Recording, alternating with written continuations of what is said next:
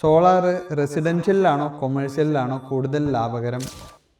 Hi everyone, റൺവോൾട്ട് എനർജിയുടെ പുതിയൊരു വീഡിയോയിലേക്ക് എല്ലാവർക്കും സ്വാഗതം. ഏറ്റവും കൂടുതൽ നമ്മൾ സോളാർ വയ്ക്കുന്നത് റെസിഡൻഷ്യൽ കസ്റ്റമേഴ്സിനാണ്. കാരണം അതിന് സെൻട്രൽ ഗവൺമെൻറ്റിൻ്റെ 78,000 സബ്സിഡി കിട്ടും എന്നുള്ളൊരു അട്രാക്ഷനാണ് അതിനെ കൂടുതൽ ആളുകൾ അതിൻ്റെ അകത്തേക്ക് വരുന്നത്. പക്ഷേ ഇത് ശരിക്കും ലാഭകരം കൊമേഴ്ഷ്യൽ കസ്റ്റമേഴ്സിനാണ്.